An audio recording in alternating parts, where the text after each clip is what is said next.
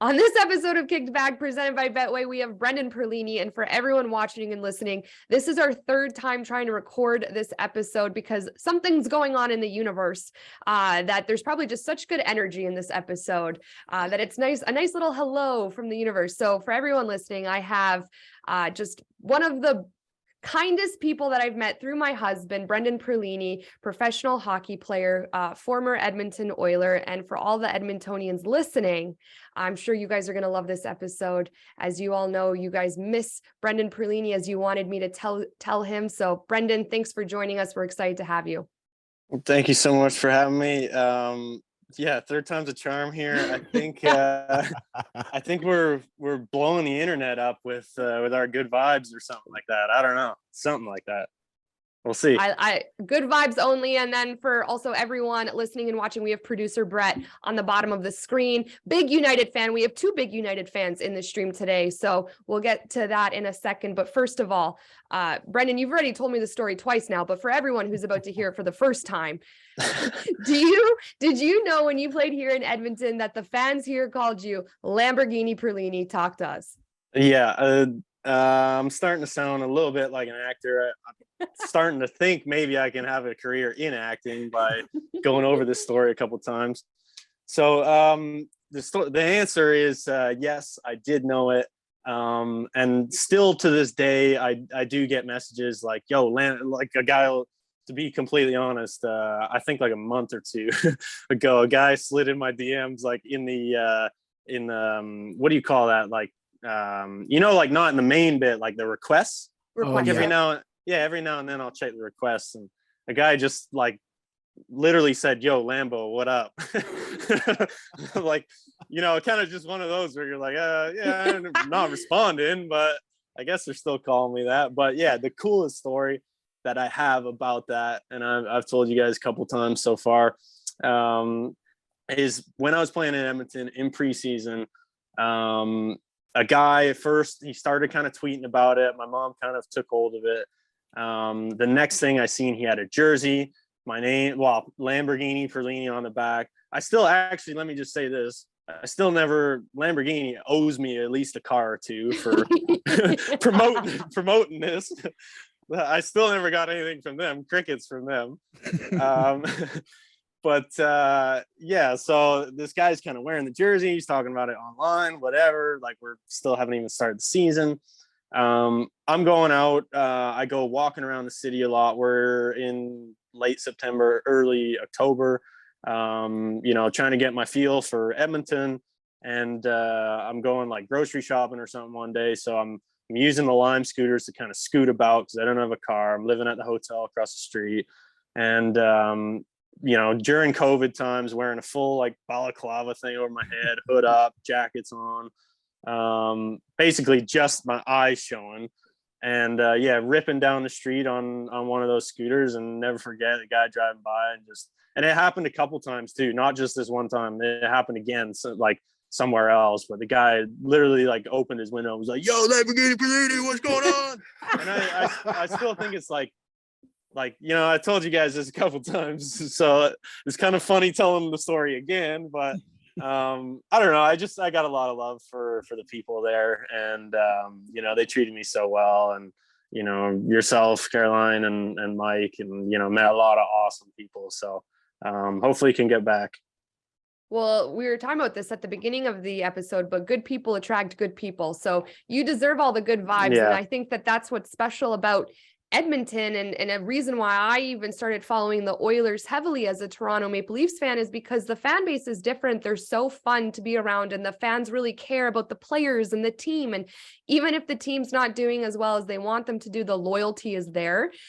So I'm so happy that you've had those experiences. And I'm not surprised because they're so diehard, and it's what I love so much about Edmonton, so much so that I'm a Toronto girl and I consider Edmonton home. Hopefully this episode doesn't make it anywhere to anyone in Ontario. So Toronto fans, don't come for me. But it's for anyone who's been here or lived here, just like the fans and the community and the people are what make it different in like a very special way, Yeah. You know what?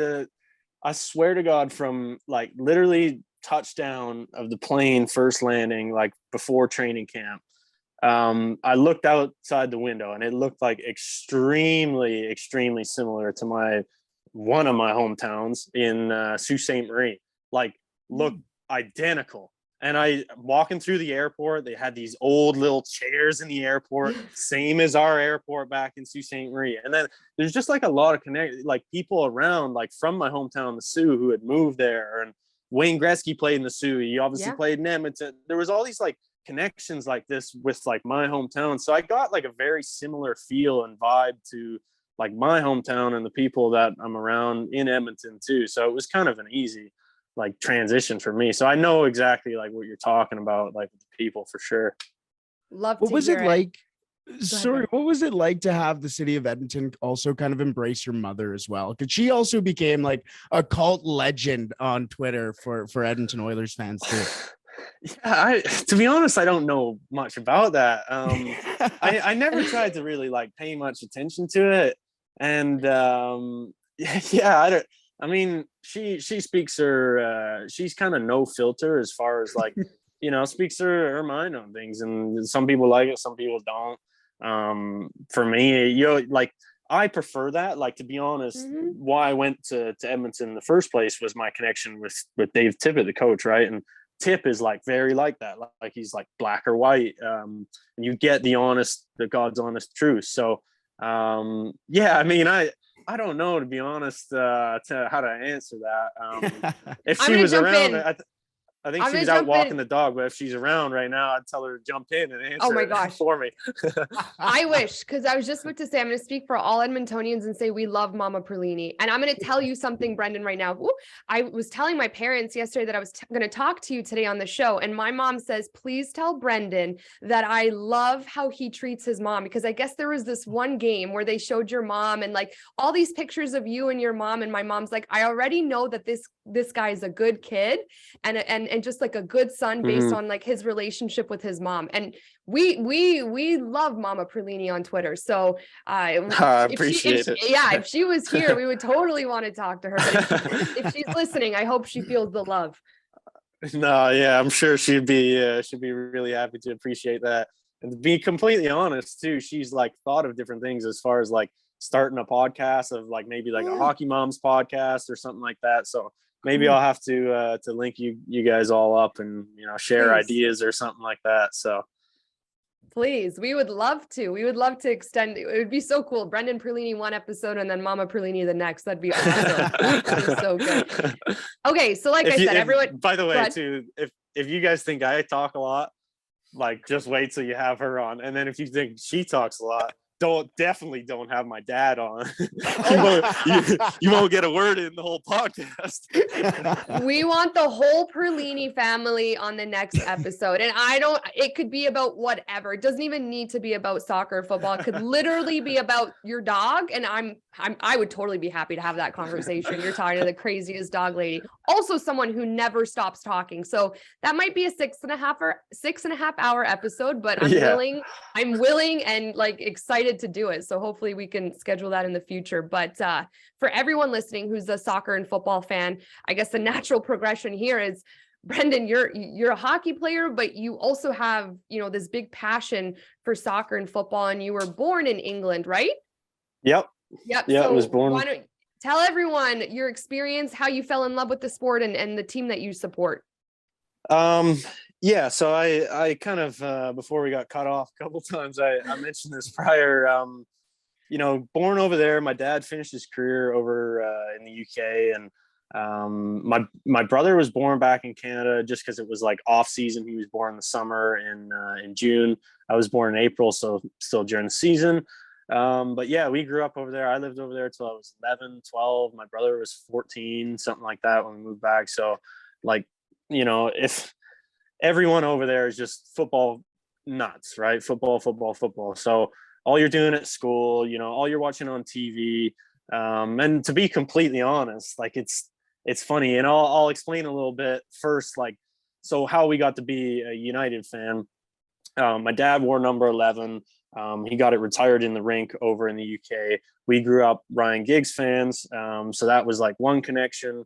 we kind of always do things a little bit different. Our area we lived in south of London was like everyone's Tottenham, Chelsea, Arsenal, even like QPR, all these, there's so many teams, Fulham around London. And so for us, like, we wanted something different. Like we can't follow the wave. And at that time, there's just guy after guy coming through. And my dad actually, he played up in Manchester one year. So he got to meet like Brian Robson at the time. Like we're talking like, 80s, maybe early 90s kind of era. And so there was a little bit of connection with that. And yeah, that's kind of how we ended up supporting United, to be honest. Still to this day, haven't got up to Old Trafford yet. Would like to. But yeah, I've got some stories we'll probably dive into as far as like meeting the team and Mourinho and these guys. And what? So yeah, I could go right into it right now for sure. Tell everyone the Schweinsteiger story, because I grew up watching. These are the guys I grew up with, right? Like you think about players, you hear Schweinsteiger, the kids these days don't know. So what was that experience like? What'd he tell you? What was the scoop he gave you? Yeah, for sure. So, when I was playing in Chicago, like 2018-19 season, something like that, it was interesting. Like, we were kind of talking like off air or whatever, just about kind of the place United is in and the transition the last 10 years, like since Fergie has left and whatnot. Schweinsteiger had finished at United. He was playing for Chicago Fire. And our season was like kind of coming to a close. It was like April, the MLS just started up. And I said to like our media guy, like, hey, like you got to get me there to meet him. Like any big, star like that or whatever. Like I want to get down there and meet and talk. And so, end up getting to the game. And there's a really nice picture that I can send you guys after of me and him with the United shirt and stuff. But just kind of like, getting in his ear and picking his brain a bit of like, what's kind of been the deal around there, or what have you seen? I think I don't know. I forget if he had Mourinho at the end, but I know he said like Van Gaal was like obviously very kind of dictatorish, and he said they always seemed like they were like a piece or two short of he said at the time like he was playing like it was him and Schneiderlin in the midfield, and they needed like as soon as he left, they brought in Pogba, and he's like, oh, that would have been the perfect guy to like. He's like, for me, I would just break everything up and give it to him. And so it seemed like from the inside, he said like they were always just like a couple pieces like behind, like Real Madrid, all these teams would be up here, and they were just kind of like treading water to like slowly get back there. But that's kind of my thing with him. And actually, I think I got.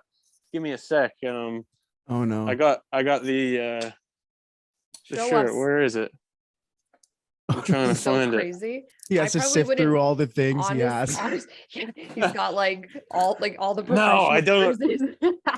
This isn't the one. I have all these shirts here on the bed, but I don't. It must be in my closet over there. I got him to sign it on one of those, and he put like once a red, always a red, to my friend Bastian Schweinsteiger. So I think it's in my other room, but really nice guy, really nice guy. Like probably one of the nicest I've ever met. That's so cool. What did you think? You mentioned Paul Pogba. Let's just get in and pull that Band-Aid off. How did you feel about Pogba's multiple tenures with United? Oh my God, what a love and hate. You know what? It's so like and this is one thing. So I'm on the inside, right, of the athletic world in the hockey room. So I sympathize with these athletes in a way, like Caroline, you were a former athlete, so you get it, right? You get the inside, and like sometimes you don't know the full story of things that are going on, but you can sympathize like when they're just taking harsh criticism, all these things like that. When I'm looking at it from a fan point of view, I was always like, you always wanted him to do more, right? Like, but if I'm looking at it like the athletic point of view and stuff, I'm like, man, people are just on his back. Like maybe try giving the guy a bit of positivity every now and then, and maybe he'll run with it. So I don't know. It was kind of a give and take with that. And I don't know if you guys watched it, but there was a show that come out on Amazon about him. Did you guys watch that? I heard it was one of the worst reviewed movies of all time. Was it a movie? I watched it, something like that. Yeah, I watched a series on him. That's what it was. Yeah, I mean, I don't know. That's just probably the English fans doing that, right? Yeah. But to be completely it just showed a little bit more of the human side of things. Because even Lukaku, you know what? When Lukaku came to United, I couldn't stand him. They just bang on about his touch, and he had a rock of a right foot or left foot or whatever. Yeah, like it just would hit it and bounce straight off, and I'd get so mad watching the games. And then I read a story about him on Players Tribune, and realized why he shoots it to the moon every time, through the back of the net. He said basically when they were growing up, his only way out was to score. And he's like, the only way for me to get money and to move on to the next level and to, reach this and that was for me to just score goals. So I would just kick it as hard as I could every single time to try and score. And it resonated with me because I'm I'm on that same path of, you're trying to level up. And after that, I really you just see him in a different light and sympathize with them. You know what I mean? I think that's what's missing in professional sports a lot of the time, is that almost that little bit of empathy. The whole Ronaldo situation, you speak to, Brendan, being on the inside, and for people who have played sports at a high level, they know that sometimes what's going on the inside isn't properly being translated on the outside. You hear Ronaldo saying that, he had one of his children pass away, and he was expected to be in preseason and he didn't feel supported. When you're an athlete in those situations, and you're a footballer who's given so much to a club, so much to a team, so much to the sport, there's almost probably that expectation of kind of getting that back. And then this is sometimes where wires get crossed and fans only get to hear one side, and then you hear Ronaldo's side, and then it's drama. And this could be for any footballer who's in that situation. But I do agree. I think that sometimes there is empathy. You talk about Lukaku or even Pogba. There's a lot of drama that's been following Pogba lately. You don't know what's going on in their personal lives, and sometimes what's really, really happening that can affect the way they play, the way that they want to show up. They're humans at the end of the day. So I'm glad that you said that, because you're someone who's on the inside and can see things from two perspectives. You understand what the fans want and what they expect, but you also understand the human side of sport, which I think oftentimes we may forget because we're so diehard. Yeah, for sure. Imagine that for a sec. Sometimes I had a coach one time too that I was just really button heads. And it took me to do this certain exercise. I was reading a book, Think Like a Monk, Jay Shetty. I don't know if you guys ever heard yeah. Really good. I think me and you have talked about him prior. Yes. I know me and Mike have for sure. Really good. I did an exercise from his book where it was you flip the perspective and you think, okay, why would he be looking at me in this certain way, and look at it through his point of view. And so as soon as I did that, I seen everything in myself where I'm that's why we're kind of doing this, and seen it from his point of view. But where I'm going with this is I'm think of the Ronaldo thing for a second. People for him to say, the club is kind of feeling they're faking the milking the child's death or whatever, you know what I mean? I'm put yourself in his shoes for a second, and if that's 100% legitimate and they're mourning and all this stuff, it's man, I would feel so bad too. The club doesn't support me, and people are calling us liars or whatever, trying to think we're trying to get a transfer when really this catastrophic event happened. And I don't know, I don't know what I'm really trying to say, but it's just sometimes it's you got to just you never truly know what's going on in someone's life. Exactly. Right? That was perfectly said.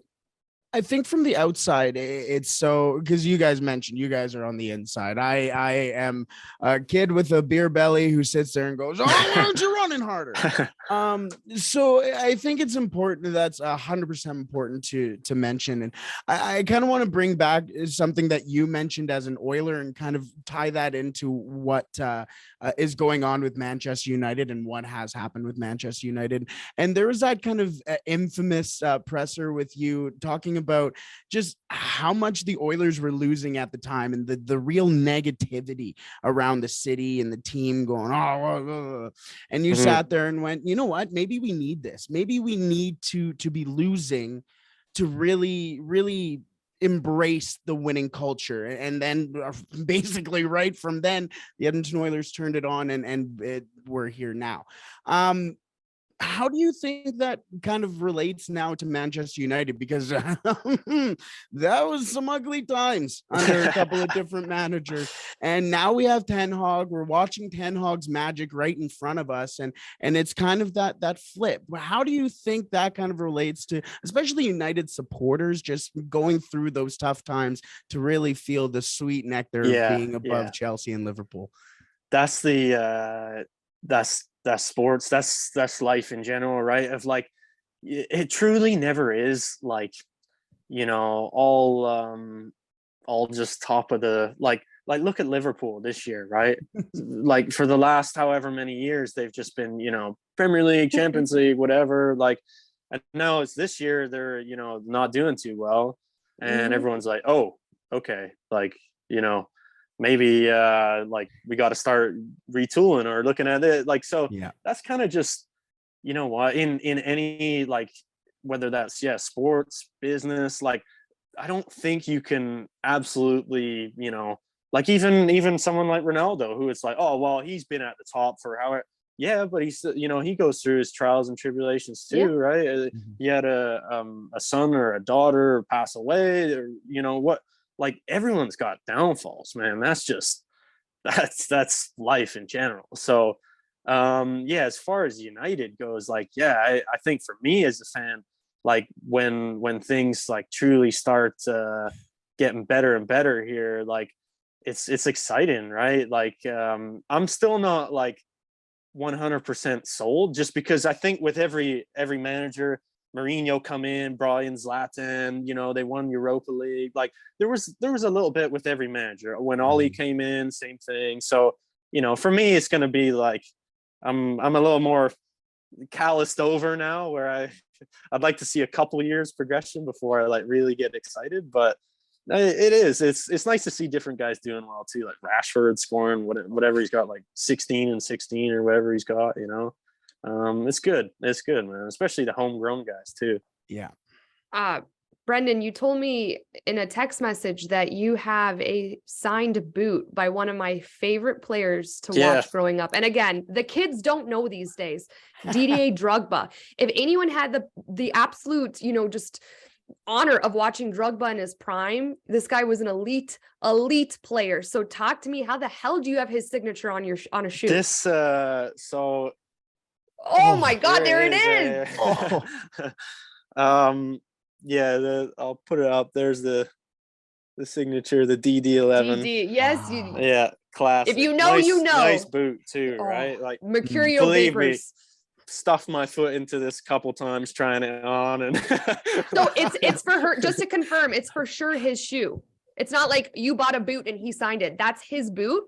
I'll tell you the story right now.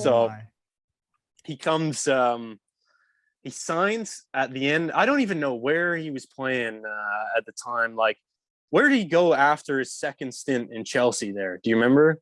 Like, I don't even know. He went Chelsea, like, he went to Turkey, went to Galatasaray, and then he came back to Chelsea for a bit. And then there was a couple of years where I'm not 100% sure. Oh, you know where he was? Montreal Impact. That's right. That's right. He did go to the Impact. Yes. Yeah. I think he was coming from Montreal. They gave him, like, don't quote me on this, but this is what I heard around the area, was that they gave him part ownership of the team in Phoenix Rising. And so they wanted to bring him in, a big star. They were in, I think it's called USL, the second division below MLS. they're trying to get an MLS team. At least at the time they were. I don't know if they're still on, the go or not, but they put this kind of like pop-up really cool stadium like just off the highway, maybe like 10 minutes down from where I live. He comes in, they do a big thing with him, and word starts kind of spreading around town. Drogba signed.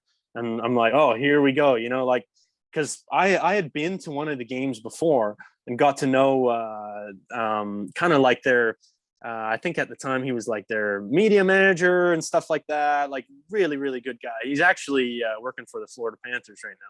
But at the time, we kind of linked up, and I'm like, hey, dude, like you need to get me out to a game. I want to meet Drogba, like when you guys are playing. So they were done. Like in that they do like a general, like almost like an NHL kind of playoffs, but just a home and home, right? Like home and away. So they were doing this and they were in like the semifinals, and the finals was in like Kansas City or something like that. They're playing the second leg back at home, and they needed to like win this game 2 or 3-1 to go on to the finals. So they brought everyone like from the local area, and I could send you again the pictures and stuff from the night. I still have all the stuff. They brought like all the local celebrities. So I went as a celebrity. You're the local celebrity. Yeah. There's no air quotes. You're the local celebrity. I went as a celebrity representing the Coyotes. But they brought like, do you remember like Frankie Muniz, who was like Malcolm in the Middle, played him. Sick. They like some baseball guys, some NFL guys, I think a couple guys off the Suns, any like local person. And another cool story within this too. So I'll get to the Drogba one. If I'm talking, cut me off. No, this is great. I end up, I go down there, I meet my buddy at the gate. He said, yeah, come in. I want to introduce you to, some of the football guys and stuff like that. So yeah, okay, whatever. So it brings me up to kind of the suite area, meet some guys, some baseball guys. And he said, oh, you're a big music fan? I'm like, yeah, I mean, I like music. He's like, oh, give me a sec. I'll bring someone over to introduce you. I'm like, okay, whatever. And meanwhile, like first thing I always do wherever I go, snack bar, like snacks, drinks, like, right? Like I'm an athlete. I'm hungry all the time. So I'm like filling up my plate and stuff. And he brings over, he's like, oh, Brendan, I'd like you to meet Jordan Sparks. And I'm like, hi, how you doing? And she's like, oh, you're that Perlini kid on the Coyotes, right? And I'm like, yeah, okay, nice to meet you. And so at that, now I'm like buzzing. I'm like, Jordan Sparks knows that. So this is the Jordan Sparks who sings No Air, right? Yes. It's one of my all-time. This came on the car the other day. Mike and I were in the car the other day, and this song came on, and we were both belting it out on the top of our lungs. And I'm like, this is a childhood favorite. This story is awesome. Yeah. She either was pregnant at the time or had like her baby in her arms. Like it was pretty fresh. And but yeah, we end up just kind of talking a little bit. Oh, nice to meet you, blah, blah, blah. So I'm kind of like buzzing off of that. And I end up talking to like some of the baseball guys, and there was a guy, Archie Bradley. He was, I think he was a relief pitcher or something like that, like big time pitcher out in Arizona, at the time. And me and him end up, we're like, oh, we should go like down by the pitch. And then some of the other like Jordan Sparks, all the celebrity people, we were like right at the pitch. And I like, no, this is second half, and we're standing like, I'm talking on the sidelines where the subs are like warming up. And so keeps kind of going on. And I keep getting in my buddy's ear, you got to get me to meet Drogba. You got to get me to meet him. I want it because they gave me a shirt too. This. No way. Perlini 11 on the back. that was their kit at the time. So they gave me that. And oh yeah, I found that Chicago Fire one. This is like the team, and who was I saying? Schweinsteiger and all those guys. But so what a collection. Yeah, it's hopefully growing even more. We're down there, and I'm in his ear. You got to get me to meet him. I want him to sign the jersey and take a picture with number 11 because he's the GOAT, number 11. And so I'm in his ear. And game, sure enough, it's like 89th minute, 90th minute, 1-1. Drogba comes down, ends up scoring knee slides to where like all us celebrities are standing, and hugs the owner is there. We're all in this team like hug like with him, like they're going to the finals now, like wins the game. And like literally 2 seconds later, ref blows the whistle, game done. My buddy's like, come with me. Like, we'll get you that picture with Drogba right now. And I'm like, what? On the pitch? I'm like, no, like, because I know how it is as an athlete and stuff, right? I'm like, no, like, let's do it like on a quieter thing or whatever. He's like, no. The best time to do it is right now. So he brings us over, like, literally the game just blew. He's shaking hands with guys. And so it couldn't have been the nicest guy ever. Like, there was a picture, me and him holding the shirt like this. I got my arm around him and stuff, showing the 11 Perlini. And then, like, there was a big, like, kind of celebrity shot of us all together and stuff. Like, really nice guy. And, you know, the team's going off celebrating. They're all going crazy. They're kind of wandering back in the training room. And he taps me, like, kind of on here. And he's like, hey, come with me. And I'm like, oh, where off? He's like, yeah, just come with me. So I end up going with him into the dressing room. And it's like far and away. I wish it was like this in hockey. Like, it's so honestly, last year, like, you know, okay, to give like in Edmonton, but any team, whether I play in Detroit, Chicago, you win a game, you come in, it's like, okay, yeah, we won. Good job, guys. One guy does a speech. Yeah, player of the game. Okay, whatever. Like, that's it. Coming into this, it was like, honestly probably one of the best like clubs I've ever been to. Like, honest to God, like music was unreal, like dancing, like they're all, and I got videos too. I have a video of Drogba, and like to this day, so it's still like one of my favorite songs. Like me and my brother and my buddy Miku, a Russian guy I played with, is like still talk about this. He does like this little like dance, and you guys ever heard that song Joanna? You go Joanna. Joe. Yes. It mentions his name. Why are you gonna do me like Drogba? Yeah. and he's in the middle of the room, like literally like dancing like this. Yeah, and the whole team is like going like, it's honestly, they are like, and I've got all footage of this. Like, he put me in his, like, he started Instagram live, and it was like, oh, shout out to all my people, I'm in the live and stuff. And so where the boot comes in is he's in there, he's got his socks on and stuff, whatever. Thought about in my head stealing them, but I'm always like looking to grab something. But so he ends up, I can see him, he goes like, everyone's still dancing, and I can see him going like kind of to the back. So he's like messing around his little locker and stuff. I see him chucking around with boots and stuff, and he disappears like behind, like, I don't know, back into where the toilets were or something. And he comes back out, and I'm not really like paying attention. And he taps me on the shoulder again, and he's like, here, man, I want you to have this. And I'm like my eyes are like this right now. And I'm like, no way. Like, thank you so much. Like, you know, so gratitude towards him and whatnot. And there wasn't the pair that he wore during the game, because it was a brand new, he literally opened the box, like, still like this bit is like hasn't even been taught, you know, like from the initial, like first when you get the boot, like it had all the stuff in it. He took the stuff out, signed it, and was like, there you go. So as long as he touched it, as long as that was his potential boot. And also, what kind of manifestation powers do you have that you were talking to your buddy on the sideline being like, we need to meet Drogba or whatever, and then you get to a point where you're in the locker room with him on his Instagram live and like receiving a signed like boot? This is mind-blowing to me that you just real-time manifested all of that.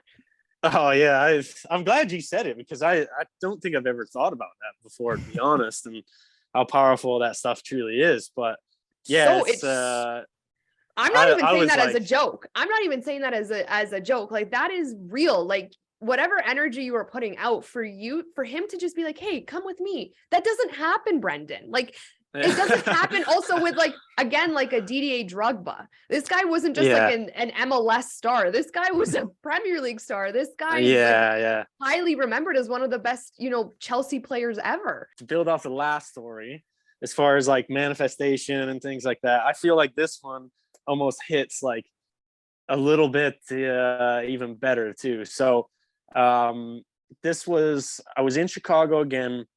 We were playing the Winter Classic, And yeah, that same season, 18-19. So we're playing Boston. We're in Notre Dame football stadium. The day before, they do a practice. And so at that time, I got like really, really close with a guy, Artem Anisimov, Russian guy.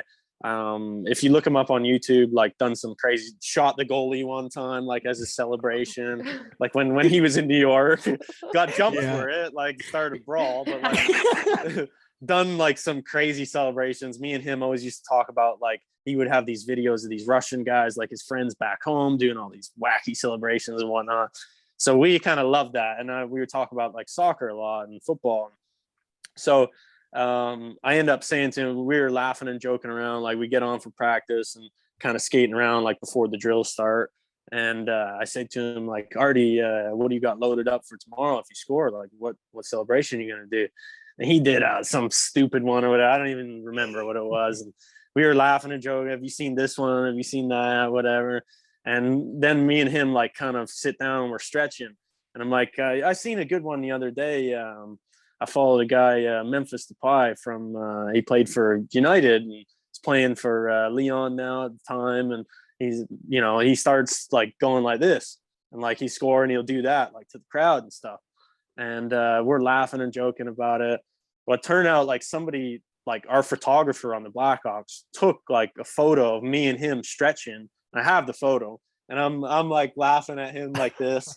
And so she sends me the photo and was like, oh, I thought you'd like this. It's quite funny and whatnot. So I put it on my like Instagram story or whatever, like as a joke, like, oh, my new celebration if I score tomorrow. So sure enough, I scored the first goal of the game. Instantly whip out this. Like because of, you know, Artie, like Anisimov, like we just joke like that. I just kind of did it as a joke and whipped it out. And then honest to God, like that become my thing in Chicago. Like it after that, I did it one more time. I ended up the first time I played against the Coyotes, like I got traded from the Coyotes to Chicago. The first time playing against them again was in Chicago, and I scored a hat trick against them. And on the third goal, I'm like, it's only fitting I whip it out on the third goal. But where the story gets good is the first time I do it, that Winter Classic, like, you know, that's getting a lot of coverage online and media stuff, Instagram, Twitter, whatever. It got so much that Memphis puts it in his story and tags me, and he sends me a DM. Hey man, so cool to see you guys, like other people doing my celebration, different sports and stuff.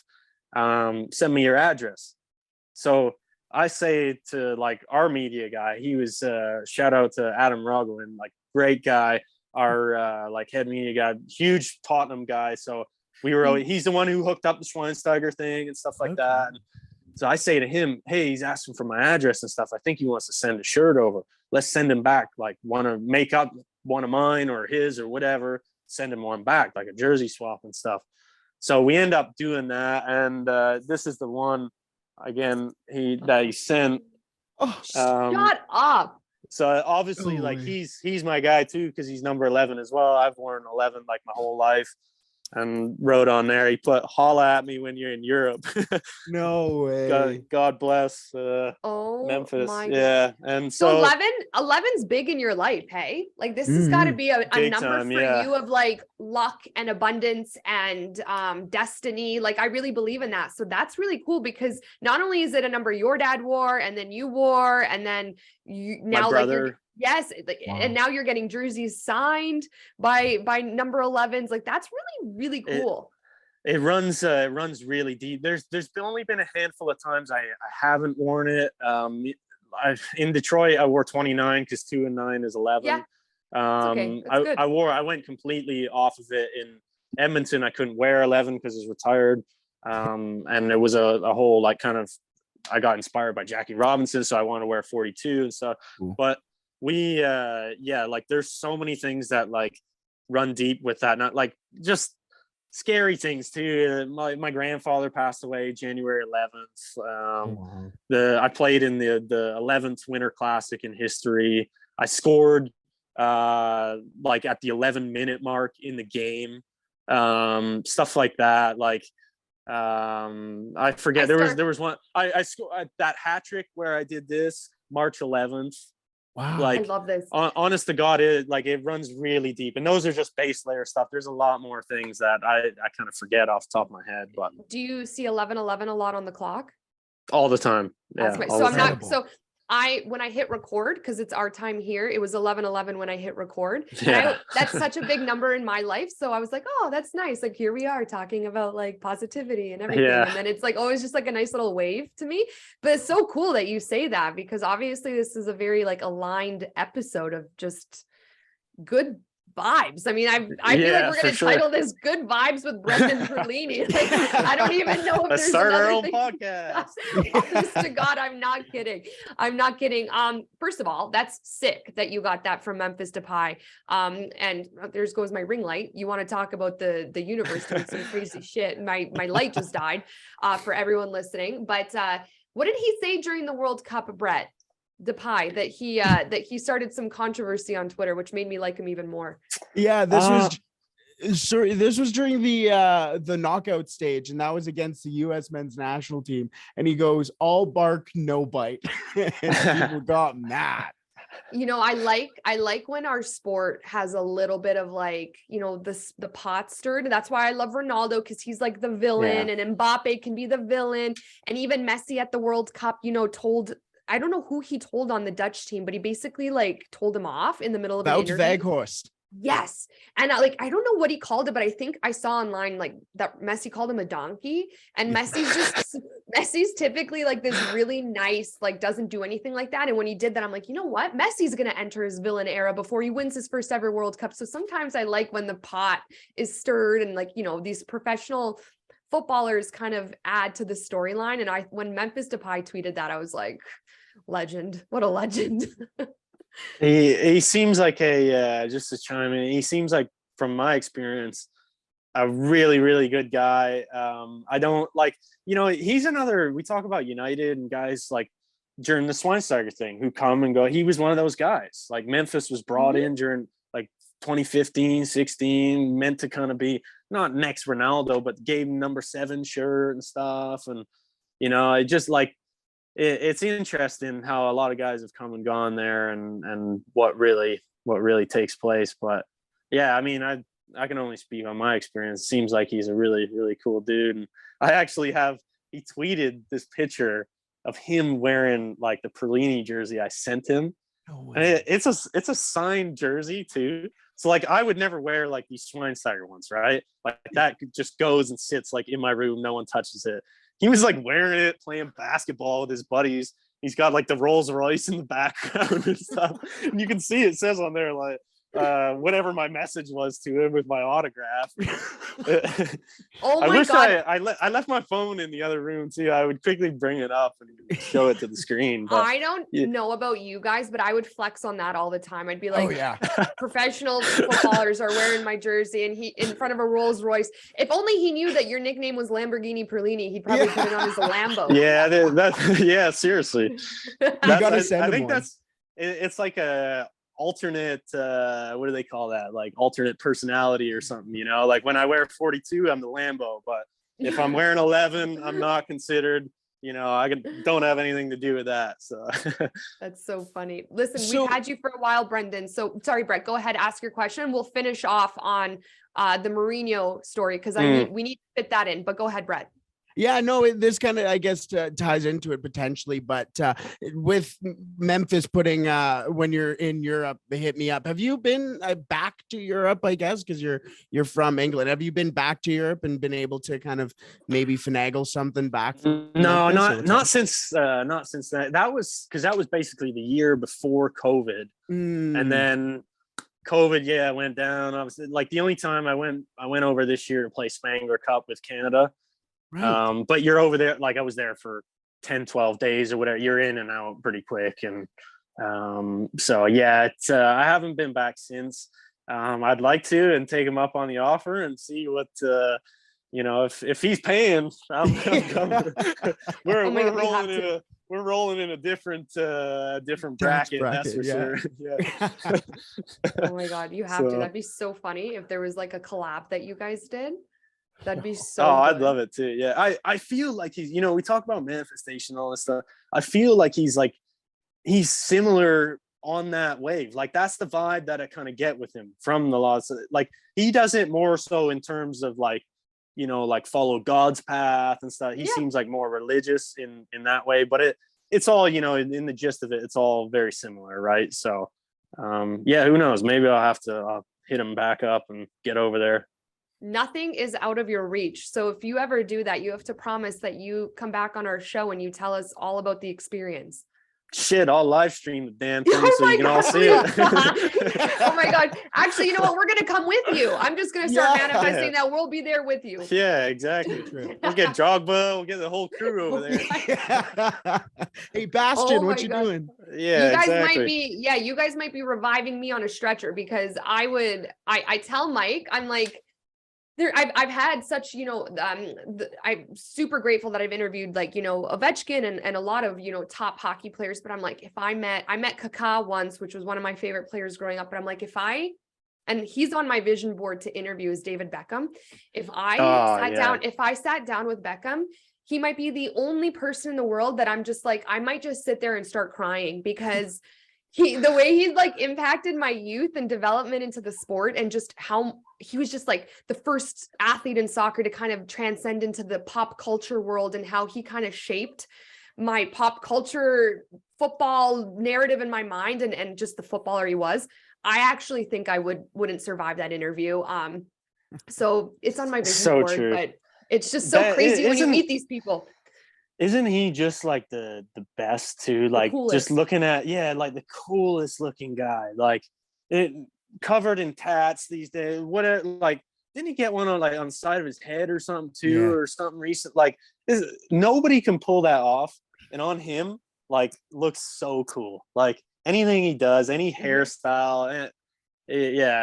I'm with you. I'd like to meet him too. You guys remember growing up and, he would have the mohawk and then the shaved head and then the bleached hair and then the long, and everyone would be like, how is David Beckham going to do his hair today? And I'm like, this guy has such influence that we don't only care about what he's doing for United or England. We also care about what jeans he's going to be wearing. And that's when I was like, he has such impact and influence. And then also in terms of everything he's done post football and how, he's this extremely successful businessman now in MLS and how he's going to start bringing over, Messi, Ronaldo, like he's having conversations with these guys. I don't know. He's just, to me, he's probably the Mecca. If there was one person I would dream to meet and interview, it's David Beckham. And on this Good Vibes podcast episode, I'm like extra sending it out because I'm like, if it's going to happen, it's going to happen during this episode because it's been just, If he's the next guest on, I'm going to be pissed. I'm coming back on for that episode.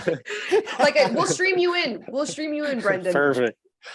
Quickly before we head off, tell us the Jose Mourinho story because we want to talk about some of my faves. This guy remains at the top for me. Again, this probably isn't as great as the others, I would say, but I think the overwhelming thing, and I've said it a couple times, like with the shirts, with me saying like, oh, I've got the pictures or videos or whatever. Like when my dad was doing all this stuff, like because he basically did the same thing in like hockey was like a little bit big over there, but he would like get brought in a lot of times, like when he was in the UK, when he played like in Manchester or these different areas to go do different sporting events, like with the United guys or City guys or whatever. Like they would bring different athletes together. At that time, they had no damn cameras and stuff. So he tells all these stories and he's like, oh, like my actual nickname is Bubs. But he's like, oh, Bubs, like, I wish you could have seen it. I wish you could have seen like what we did back in the day and blah, blah, blah. And he's like, wherever you go, I always tell you guys now, like, take pictures, take videos. Like, people don't believe these stories and stuff that you guys do. But if you have the proof, like, who's to say, right? So, like with this was the summer before all that Drogba stuff went down. Out in Phoenix again, I get word I'm training out there. United is coming out for their preseason schedule. So at that time, like I think Zlatan had just I want to say he just broke his leg or whatever. So he wasn't on the trip. So I was like kind of bummed about that because he's like my guy too. I love him. Like wears number 11 sometimes. I wore it for Sweden, blah, blah, blah. But most of the guys, like it was an early trip, so I don't think Rooney was on the trip. Like a couple of the top guys weren't there. But obviously Mourinho's getting the squad together. They're coming out, they're training. And I said, okay, like get to our media guy, get a hold of them. Like I want to get down there. I want to meet them. Like, and I don't want to just like go to the game and sit in the box or something like that. Like, I don't like that. Like I don't care if I go there and meet them for 5 minutes and then leave and go home. I just want to meet them. I don't even care about watching the game. And I really wanted to get to the training session the day before. And they end up saying they're staying in LA, they're flying in, playing the game and leaving. They're not training at all beforehand. So I'm like, okay, is there anything else you can do? And they're like, oh, but they did say they want to have you like on United TV, which is like their, you know, know, exactly. Yeah. So I'm like, okay, great. So end up going down there. I bring a buddy with me and stuff. I think my buddy was wearing like a Celtic shirt or something like that too. I'd have to check the picture. There's always that one guy. There's always the one guy. The full kit wanker. I'm thinking about it now. Yeah, I know for a fact he had on like some sort of green and white shirt. I'm positive it was Celtic. I'd have to look it up. And funny, when I first started texting back and forth with you the other day to do the show, I was going through these pictures, so I seen it recently. But so anyway, yeah, I'm showing up with full kit wanker and we're going down and I've got like the United shirt on and stuff. And okay, we want to like the players are going to come out in a bit. We want to have you on United TV. It'll be like you and the host. I forget the host's name at the time. And so I'm meeting, this is so-and-so, like kind of production team, whatever, meeting all these people. And we're kind of standing around and I get this tap on my shoulder and it was Brian Robson. And like, I don't know if you guys know who that is. Yep. Oh, yep. yeah. You must, right? Yeah. He's like, you know, legendary number 7, like, and in my dad's day, like he was the guy, like early 80s and stuff. So it kind of comes full circle because my dad did an appearance late 80s or whenever he played in Manchester and ended up hanging out with Brian Robson a little bit. No way. Yeah. And so it comes full circle around. He was like, you know, kind of the color guy or whatever. Like there was 2-3 guys on the panel who I was on with. And so I said to him, I'm like, my dad did a thing with you back in the day, blah, blah, blah. So that was pretty cool. Number one, like meeting the legend and stuff. Yeah. And then all the team starts coming out and, you know, I don't really get too much a chance to like just guys coming by. Oh, how you doing? Like, nice. They kind of know like you're, I don't know, somebody, you're standing there and you kind of look like an athlete, but you're wearing the shirt and you kind of look like a fan too. So they're kind of stopping and saying hi. And Jose at the time had walked out of the tunnel and but had this literally his face was like, but, that's how I'd expect him to be. For everyone listening, I wish you could hear this impression, see this impression. Looks so miserable, like comes over to me. And one of our good friends who we grown up with, I don't know if you guys would know this name at all, maybe with yourself being in the media world, Andy Burton, worked for Sky Sports. Sounds familiar. Worked for Sky Sports doing the transfer deadline day for a long time. Yeah. My dad basically raised this kid growing up and stuff. Oh. And we'd always heard from him, Jose, nicest guy. He'd always be posting pictures together with him. Nicest guy. Here I'm thinking like, what kind of nice guy is him? His face is like that walking over. And he says, hello, nice to meet you, in his accent, Jose, nice to meet you. Like, or however he speaks, you know. And, oh, yeah, nice to meet you. I'm a hockey guy, blah, blah, blah. What do you think of the team and stuff like that? And honest to God, his, like, mood and stuff on his face changed like that. Oh, hockey guys. Blah, blah, blah. And then, you know, found out different sport and was the nicest guy ever, honestly. And that's pretty much the extent of the story. But, you know, never judge a book by its cover as far as, like, facial expression and anything like that. And I'll say the same thing, like, it used to be, Tip would probably laugh if I say this, but Dave Tippett, like my coach, me and him got along so well, but he had that face. You looked at him and you're just like, oh, he's not happy today. But if you said like, hey, Tip, how you doing? He's like, hey, what's going on? Like, but you know, sometimes they just have a look, right? So well, that's like Ancelotti too. Ancelotti has one of the best RBFs in the game, right? But like, I feel like RBS. It took me a second. Resting it took me a second to click that in. But it's like I feel like Ancelotti would be like the coolest uncle or grandpa. Like, I just feel like he's so nice. And then Jose Mourinho with the way he is, I just feel like it's part of their shtick. It's like their persona, right? Like, it's like we talk about the alternate personality or even like, you know, kind of like when you go into character, it's how these guys are. And it's why they're so legendary. Like Jose Mourinho goes to the media and same with Ancelotti, and it's just like a stare down. And I'm like, that's probably a part of their intimidation factor. That plays a large part into like who they are, their tactics, their coaching mentality, but so freaking cool you got to meet them. Oh yeah, 100%. Like a lot of these stories too, it's nice to kind of reminisce now and like even hear it from yourself, because sometimes you like we do, as far as playing in the NHL and things like that, you get a bit spoiled in terms of like people you meet and see, and kind of blurs together and you don't really think about it too much. And even just telling it back now, I'm like, God, like I was down there with Mourinho and stuff, and it's so cool. So but yeah, you also, I think to my person, and not, if we're running out of time, let me know real quick, but we're good. I think like you just generally, you do feel like, for this will be for everyone who's listening too, like everyone's just normal people, you know? So like that's the thing where I think too, how it, like for me, it becomes where it's like less and less of like, oh, meeting Schweinsteiger is like up here, and then it just slowly like meeting Mourinho is down here, meeting, and then because you kind of just are like, oh, he's just a nice guy, you know? Like it's not, you know, yeah, okay, the guy's won a couple football games in his life or whatever, but you know, he's not some alien god from where, like, you know what I mean? Like, so I think that's the thing that I really found out about these circumstances and Jordan Sparks and this person and that person and whatever, you know, like, so yeah, I've had a good little run of meeting people. We're so grateful that you took the time to tell us today on Kicks Back, presented by Betway. Brett, anything else you'd like to talk to Brendan before we sign off? Barcelona, Manchester United, Europa League prediction. What are you thinking? Are we on the same page here?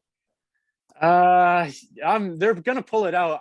Score wise, I don't know how many. Like, I think the better question is like, how many's Rashford gonna get?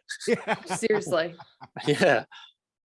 I think he's at 7 straight games scoring at Old Trafford right now. So, I mean, now they're back at Old Trafford against Barcelona in the second leg. So he's going to keep the streak going. That's an easy place to put your money. Yeah, for sure. Hey, one quick question. I usually ask this to most people when talking about United. What do you guys think right now, like, that separates them from where they are to being champions? Great question. Right, you want to take this? Okay, go ahead. This is the big United fan. 2 things. First thing is just a bona fide out and out striker. Like, we need just somebody who to throw the ball to. I know Wout is there. He's big. You can put the ball into the box for him. But I think just getting that, just if you could get him, or just an absolute star next to like Rashford or Sancho, even Garnacho now too, I think they're unstoppable offensively. But I think also, this might be a little bit of a hot take, but David De Gea has ran a bit of his course here. I think if we can get just a ball stopper and someone who can just swallow the ball, I think there's no stop. Like, look at City with Ederson, and look at Liverpool with Alisson. Like, I mean, imagine if, except for yesterday. Aside from yesterday, Vinny Jr. has his name written all over his shirt right now. No, those are my 2 things. I'm gonna absolutely give all Manchester United fans a heart attack right now and say the only thing missing is Paul Pogba, and re-sign Pogba. I'm kidding.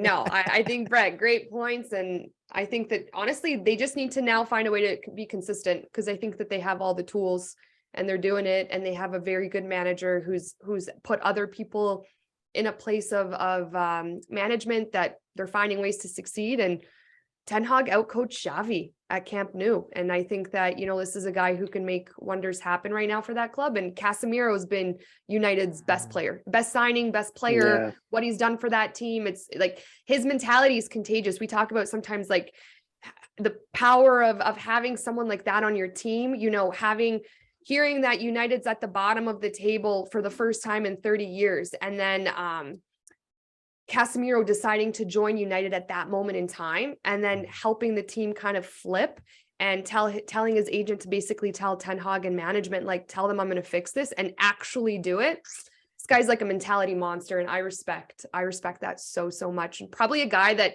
you know, if you're playing next to and you see how badly he wants to play and how badly he wants to win a ball and how much he loves this team, that's contagious. That's like exactly the guy that you want on your team, you know?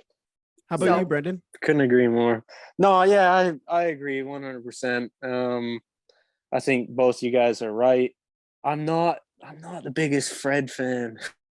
Me neither. No way. And I can't stand when he's playing, to be honest. I'm with you, Brendan. Sorry to ruin the good vibes of the whole podcast with the negativity, but we're not posting this anywhere. That's it. Cut it here.